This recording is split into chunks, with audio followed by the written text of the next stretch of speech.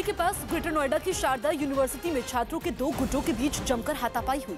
वहां वायरल हुए एक वीडियो की वजह से भारतीय और अफगानी छात्रों के बीच पहले से तनातनी चल रही थी, जिसके बाद दोनों गुटों के छात्र आमने सामने आ गए और पुलिस की मौजूदगी में ही मारपीट शुरू कर दी।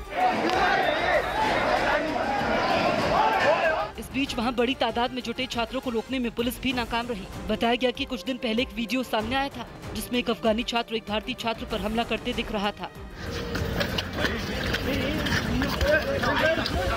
अफगानी छात्र के भारतीय छात्र को उछलकर लात मारने का ये वीडियो धीरे धीरे सोशल साइट पर वायरल होने लगा, जिससे भारतीय छात्र बेहद नाराज थे और यूनिवर्सिटी प्रशासन से अफगानी छात्रों पर कार्रवाई की मांग कर रहे थे। लेकिन यूनिवर्सिटी प्रशासन ने जब नहीं सुनी तो छात्रों का एक गुट कैंपस में नारेबाजी करने लगा। इस बीच धीरे धीरे तनातनी बढ़ी और दोनों गुट मारपीट पर उतारू हो गए और एक कश्मीरी छात्र को अफगानी समझकर बुरी तरह पीट दिया गया। हालांकि इस बीच बड़ी संख्या में वहां पहुंची पुलिस ने छात्रों को शांत किया और जांच के बाद इस मामले में कार्रवाई का दावा भी किया। लेकिन छात्रों का गुस्सा यहीं खत्म नहीं हुआ, जिसे देखते हुए यूनिवर्सिटी प्रशासन ने 3 दिन तक कॉलेज बंद करने का फैसला किया। कॉलेज करवा दिया बंद। मंडे खुलेगी यूनिवर्सिटी। अब मंडे को खुलेगी यूनिवर्सिटी। जो पेपर है सारे खत्म, पोस्टपोन करवा। इस बीच बताया गया कि शारदा यूनिवर्सिटी प्रशासन ने अब तक 3 अफगानी छात्रों को निलंबित कर दिया, जबकि कुछ को कारण बताओ नोटिस भेजा गया। इन्वेस्टिगेट वो हो गए, सोमवार को नोटिस बोर्ड पे सब लग जाएगा। बोलो जय श्री राम। जानकारी के मुताबिक इस मारपीट में कई छात्र और पुलिस वाले भी जख्मी हो गए। पेट्रोल और डीजल के दाम में लगातार हो रही बढ़ोतरी पर विपक्षी दलों के विरोध और आम लोगों की नाराजगी के बाद केंद्र सरकार ने बड़ा फैसला लिया और वित्त मंत्री अरुण जेटली ने पेट्रोल और डीजल में कीमतों में कटौती का ऐलान कर दिया, जिसमें सेंटर की तरफ से पेट्रोल और डीजल पर लगने वाली एक्साइज ड्यूटी ₹1.50 घटी, जबकि तेल कंपनियों को भी पेट्रोल और डीजल की कीमत में ₹1 की कटौती का निर्देश दिया गया। केंद्र सरकार की तरफ से हम लोग ₹2.50 तुरंत कंज्यूमर्स को इसका रिलीफ देंगे। पेट्रोल डीजल पर आम लोगों को ₹2.50 की राहत देने के बाद फाइनेंस मिनिस्टर ने राज्यों में ऑपोजिशन की सरकारों को वैट में कटौती करने की चुनौती दे दी। हम लोग उनसे बात भी करेंगे मुख्यमंत्रियों से कि तुरंत वो भी अपने निर्णय अनाउंस करें इस ₹2.50 को कम करने का अपने वैट में। इस तरह वित्त मंत्री ने पेट्रोल और डीजल पर आम लोगों को ₹5 की राहत मिलने का दावा किया। हालांकि महंगे पेट्रोल और डीजल पर हाय तौबा मचा रहे विरोधी दलों को अरुण जेटली की सलाह रास नहीं आई। यही वजह रही कि केरल की लेफ्ट सरकार ने पेट्रोल डीजल पर राज्य की तरफ से लगने वाले वैट को कम करने से इनकार कर दिया। पी विजयन सरकार की राह पर चलते हुए आंध्र प्रदेश की टीडीपी सरकार ने भी दाम कम करने के मुद्दे पर हाथ खड़े कर दिए। लेकिन यूपी की योगी आदित्यनाथ सरकार ने वैट में ₹2.50 की कटौती कर राज्य की जनता को राहत देने का ऐलान किया। इसके बाद गुजरात की विजय रूपाणी सरकार ने भी राज्य की तरफ से लगने वाले टैक्स में ₹2.50 की कटौती का फैसला किया। इन्हीं त्रिपुरा की बीजेपी सरकार ने भी वैट में ₹2.50 की कटौती कर जनता को राहत देने का ऐलान किया, जिसके बहाने महंगे तेल के मुद्दे पर बैकफुट पर खड़ी बीजेपी ने मोर्चा संभाला। उसने गैर बीजेपी शासित राज्यों में वैट में कमी कर लोगों को राहत देने की अपील कर दी। लगभग ₹5 का जो बेनिफिट है वो आम आदमी को यथाशीघ्र प्राप्त होगा। ₹2.50 का बेनिफिट तो इमीडिएटली प्राप्त हुआ है। बीजेपी ने मोदी गवर्नमेंट को आम लोगों की समस्याओं को लेकर संवेदनशील भी बताया। लेकिन कई दिनों तक पेट्रोल और डीजल के बढ़े दाम पर विरोध का परचम लहराने वाली कांग्रेस भी सामने आई। उसके नेताओं को मोदी सरकार के इस फैसले में भी चुनावी राजनीति दिखी, जिसके लिए कांग्रेस ने तेल में कटौती को चुनावी राज्यों में बीजेपी के कैंपेन से जोड़ दिया। 5 राज्यों में चुनावी हार को सामने देख मोदी सरकार ने पेट्रोल और डीजल की कीमतों में सेंट्रल एक्साइज कम करने की घोषणा की। कांग्रेस ने मोदी सरकार के पेट्रोल और डीजल पर लगने वाली एक्साइज ड्यूटी के बहाने आम लोगों पर करीब 13 लाख करोड़ का अतिरिक्त बोझ डालने का भी आरोप लगाया। इस मुद्दे पर मचे सियासी घमासान के बीच कई दिनों से महंगे तेल की मार झेल रही जनता भी सामने आई। लोगों ने सरकार के इस फैसले पर मिलीजुली राय सामने रखी, जिसमें दिल्ली में रहने वाले कई लोगों ने मोदी सरकार के इस फैसले को फौरी राहत करार दिया। जब ये बढ़ाते हैं तो हमें तो कुछ बताते नहीं है। आज वो घटा रहे हैं तो 1 महीना पहले से चर्चा करे जा रहे हैं, जी हम घटा रहे हैं। तो कुछ ने पेट्रोल डीजल के दाम घटाने के फैसले को बीजेपी के चुनावी एजेंडे से जोड़ दिया। राहत तो मिलेगी, लेकिन फिर भी ये मेरे हिसाब से ये चुनावी मुद्दे हैं। चुनाव नजदीक आ रहे हैं, एमपी का इलेक्शन है, तो लोगों का जो रोष बढ़ता जा रहा है उसको देखकर मुझे लगता है कि दोनों सरकारों ने फैसले लिए हैं। वहीं कुछ लोगों ने केंद्र सरकार के इस कदम के बहाने प्रधानमंत्री मोदी की तारीफ का मौका नहीं छोड़ा। भाई सरकार बहुत बढ़िया है, जो भी है। थोड़ा अगर पेट्रोल की कीमत बढ़ रही है उसमें बहुत ज्यादा वो नहीं होना चाहिए। उस चीज के लिए सरकार बहुत बढ़िया है। पीएम की तारीफों के बीच कुछ लोगों ने दिल्ली सरकार से भी वैट में कटौती की मांग कर दी। जबकि मध्य प्रदेश, छत्तीसगढ़ और गुजरात समेत आधा दर्जन राज्यों ने पेट्रोल डीजल पर लगने वाले वैट में कटौती का ऐलान किया। हालांकि बीजेपी शासित महाराष्ट्र की तरफ से सिर्फ पेट्रोल पर लगने वाले वैट में कटौती की गई। यही वजह रही कि मुंबई में रहने वाले कई लोगों ने राज्य की तरफ से डीजल पर लगने वाले टैक्स में भी कटौती की मांग कर दी। कीमतें और सरकार द्वारा कम की गई हैं, उस पर लोगों की एक कह दो मिलीजुली प्रतिक्रिया। कुछ लोग खुश हैं तो कुछ लोग नाराज हैं, ये कहते हुए कि कीमतों को और कम किया जाना चाहिए। वहीं पिछले महीने पेट्रोल डीजल की कीमतों में 1 रुपए की कटौती करने वाली ममता सरकार ने इस बार अपने हाथ पीछे खींच लिए, जिस पर पश्चिम बंगाल में रहने वाले लोगों ने खुलकर अपनी नाराजगी जाहिर की। इससे कमेगा तो चलेगा कैसे?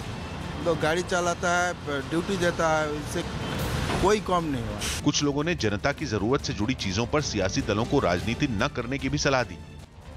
नोएडा में बढ़ते अपराध की शिकायत करने पर एक लड़के की गोली मारकर हत्या कर दी गई।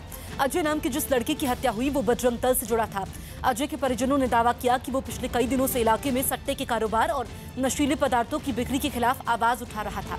उसने कई बार पुलिस से शिकायत भी की थी, लेकिन कोई कार्रवाई नहीं हुई।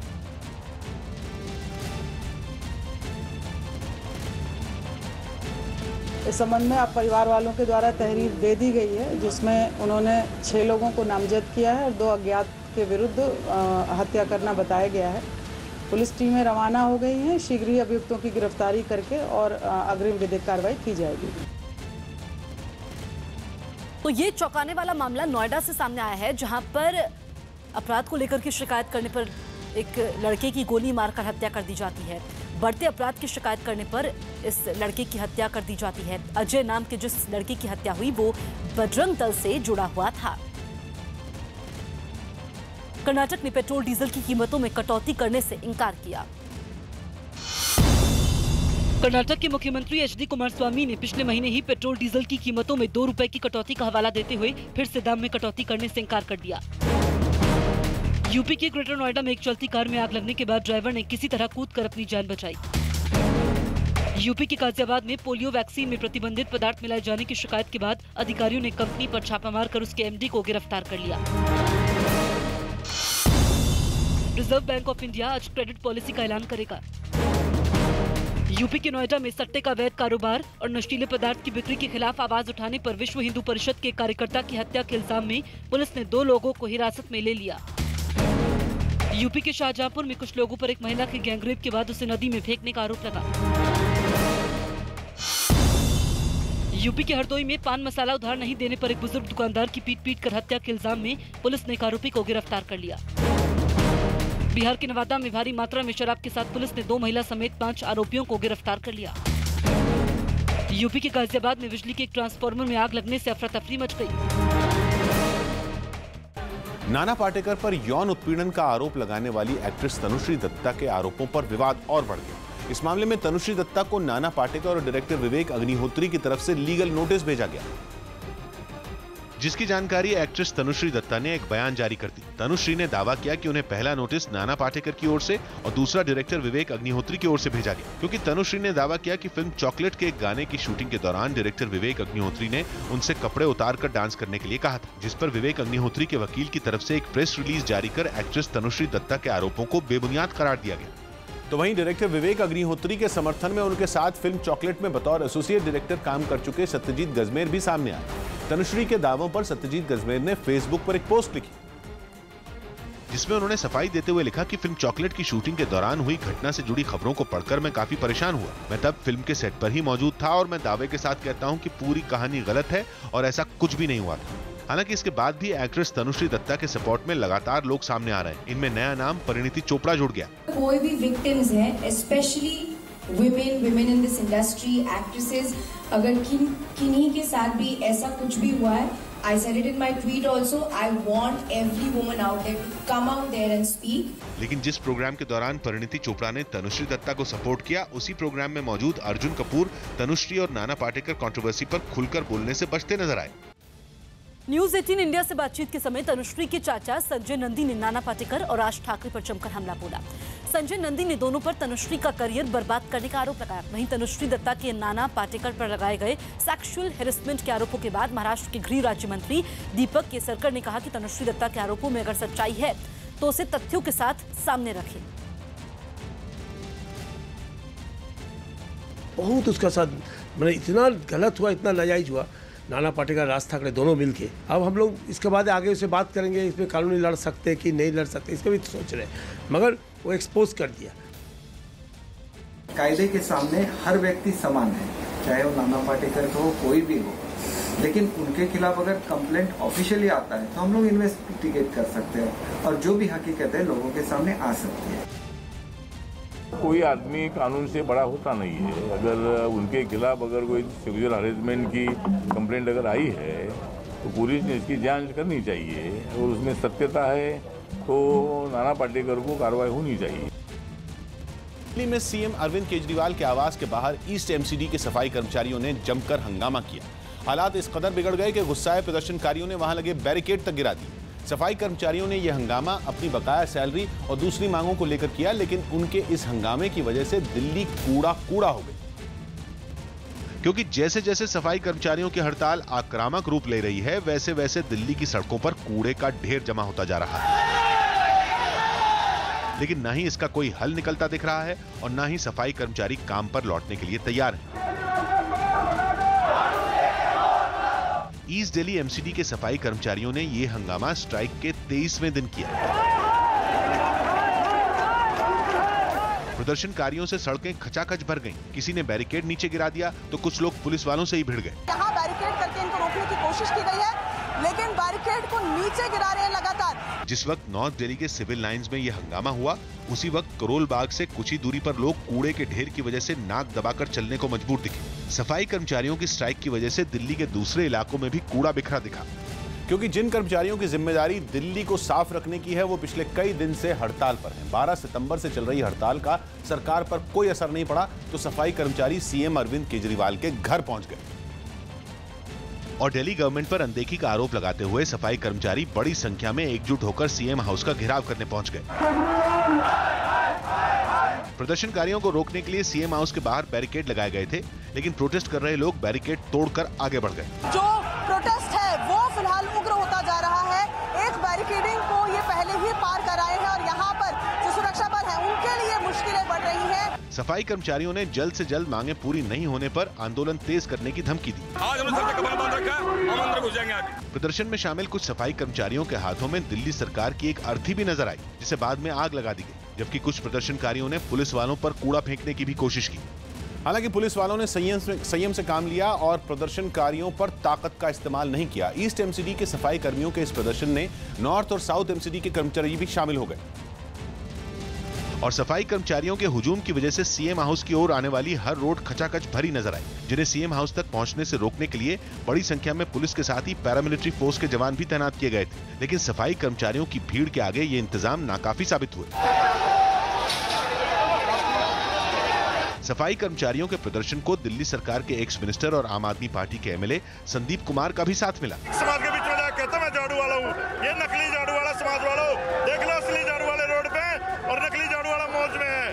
काफी देर तक चले हंगामे के बाद सफाई कर्मचारी सीएम हाउस के बाहर ही धरने पर बैठ गए, जिसके बाद उनमें कुछ लोगों को बातचीत के लिए सीएम हाउस के अंदर बुलाया गया और दिल्ली सरकार ने हड़ताल कर रहे कर्मचारियों से बातचीत शुरू कर दी। काफी देर तक बातचीत चली, लेकिन कोई नतीजा नहीं निकला, जिसके बाद सफाई कर्मचारियों ने एक बार फिर मुख्यमंत्री के घर के बाहर प्रदर्शन शुरू कर दिया। यही नहीं, प्रदर्शन में शामिल कुछ सफाई कर्मचारियों ने रोड के बीचों बीच पहुंचकर हंगामा शुरू कर दिया। सफाई कर्मचारियों के इस हंगामे की वजह से रोड पर जाम लगने लगा।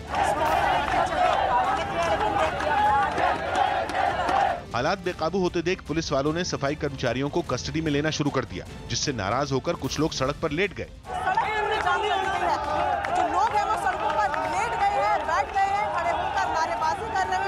हालांकि इस बार पुलिस वालों की सख्ती के आगे सफाई कर्मचारियों का जोर नहीं चला और उन्हें बसों में भरकर वहां से हटा दिया गया। हालांकि प्रदर्शनकारियों को खदेड़ने में पुलिस वालों के भी पसीने छूट गए। हंगामा बढ़ता देख सीएम अरविंद केजरीवाल ने ट्विटर पर प्रदर्शन कर रहे सफाई कर्मचारियों के साथ हमदर्दी जताई, जिसमें उन्होंने लिखा कि सफाई कर्मचारी मेरे घर के बाहर प्रदर्शन कर रहे हैं, उन्हें भाजपा ने झूठ बोलकर बरगलाया है। मैं उनसे सीधे बात करने उनके बीच जा रहा हूं, उनको सच बताऊंगा, सारे तथ्य उनके और दिल्ली की जनता के सामने रखूंगा। अरविंद केजरीवाल ने ट्वीट तो कर दिया, लेकिन उन्होंने प्रदर्शन कर रहे सफाई कर्मचारियों से मुलाकात नहीं की। यही नहीं, उन्होंने सफाई कर्मचारियों की मांगों पर भी अपनी बेबसी को जाहिर करते हुए इसके लिए बीजेपी को जिम्मेदार ठहरा दिया। केंद्र सरकार रहती है कि नहीं रहती दिल्ली के अंदर? केंद्र सरकार कहती है दिल्ली यूनियन टेरिटरी है, केंद्र शासित प्रदेश है, तो शासन करना आता है, पैसे नहीं देने आते। हालांकि सुप्रीम कोर्ट में हुई सुनवाई में दिल्ली सरकार ने तीनों एमसीडी को 500 करोड़ रुपए देने का प्रस्ताव रखा था, जिसके बाद सुप्रीम कोर्ट ने सेंट्रल गवर्नमेंट से भी 500 करोड़ रुपए का फंड जारी करने पर जवाब मांगा और इसके लिए उसे 2 दिन का वक्त भी दिया। हालांकि ये पहली बार नहीं है जब सफाई कर्मचारियों के वेतन पर घमासान मचा हो। सफाई कर्मचारियों की दलील है कि हर 6 महीने में वेतन पाने के लिए उनको सड़क पर उतरना पड़ता है, क्योंकि बीजेपी की सत्ता वाले तीनों नगर निगम ऐसा दावा करते हैं कि उनके पास सफाई कर्मचारियों को वेतन देने के लिए रकम नहीं है। सबसे बुरा हाल ईस्ट एमसीडी का है, जो कई हजार करोड़ रुपए के घाटे में है और उसके कर्मचारियों को 1 महीने के वेतन के लिए औसतन 6 महीने इंतजार करना पड़ता है। इसी तरह साउथ और नॉर्थ एमसीडी भी आर्थिक संकट से जूझ रहे हैं और दावा है कि वो भी कई हजार करोड़ रुपए के घाटे में है। इस घाटे की वजह से सबसे ज्यादा मुश्किल उन कर्मचारियों को होती है जो ठेके यानी कॉन्ट्रैक्ट पर काम करते हैं। ऐसा इसलिए क्योंकि उनका वेतन अगर नगर निगम से ठेकेदारों को मिल भी जाए तो भी उन्हें कई महीने तक इंतजार करना पड़ता है।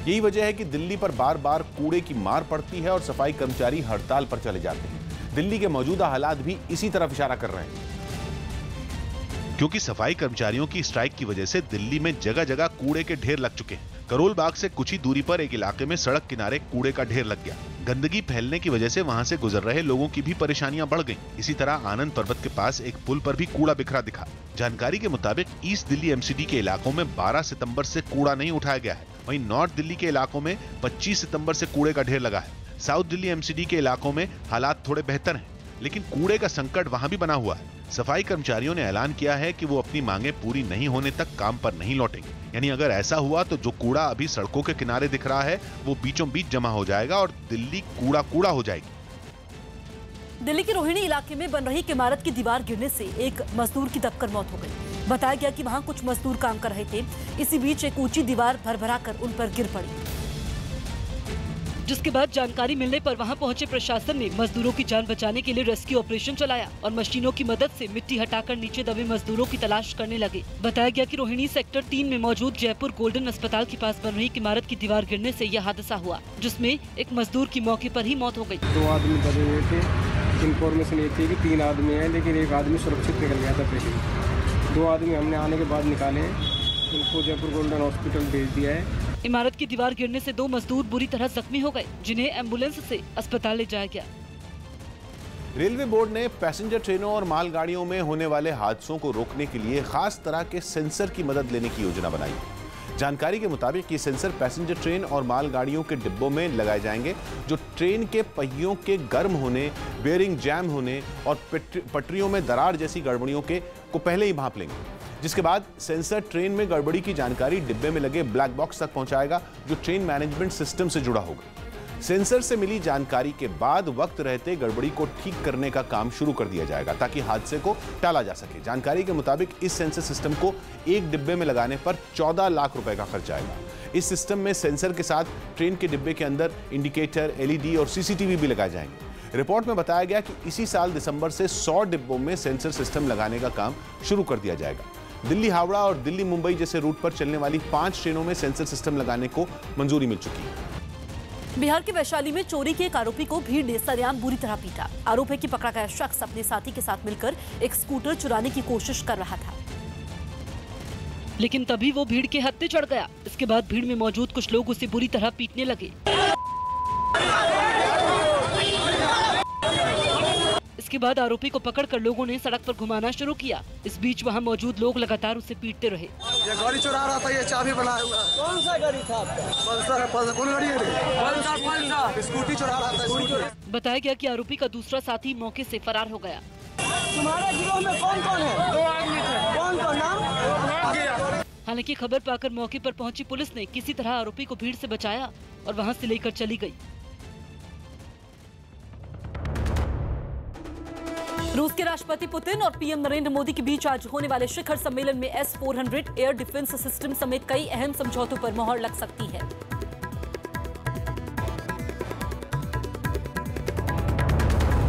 केंद्र सरकार ने लोगों को राहत देते हुए तेल के दामों में 2.5 रुपए की कटौती की, तो यूपी, MP, गुजरात समेत कई बीजेपी शासित राज्यों ने भी तेल के दाम 2.5 रुपए घटाए, लेकिन आंध्र प्रदेश, केरल और कर्नाटक ने वैट घटाने से इनकार किया।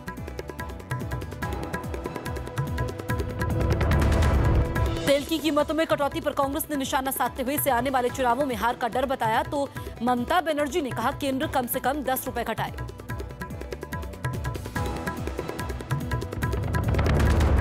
मोदी सरकार के काम को कांग्रेस के 60 सालों से ज्यादा अच्छा बताने वाले केंद्रीय मंत्री और आरपीआई नेता रामदास आठवले ने मायावती को बीजेपी के साथ आने का सुझाव दिया।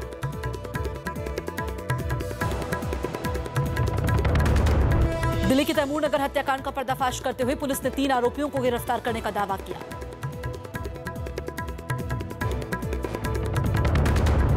महाराष्ट्र के कोल्हापुर में गहनों की दुकान पर धावा बोलकर 3 बदमाशों ने मालिक की हत्या की और 1 करोड़ के गहने लूट लिए।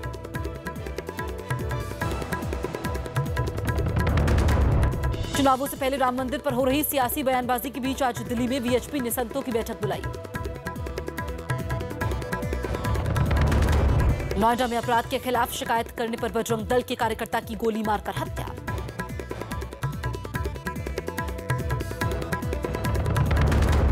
रुपए की गिरती कीमत और तेल के बढ़ते दामों के बीच आरबीआई क्रेडिट पॉलिसी का ऐलान करेगा। आतंकी हाफिज सईद के साथ अपने मंत्री के मंच साझा करने पर पाकिस्तान के विदेश मंत्री ने सफाई देते हुए कहा कि देश लौटकर जवाब मांगूंगा। राजकोट में वेस्टइंडीज के खिलाफ अपने पहले ही टेस्ट में 134 रन की शानदार पारी खेलने वाले पृथ्वी शॉ के लिए मना जश्न।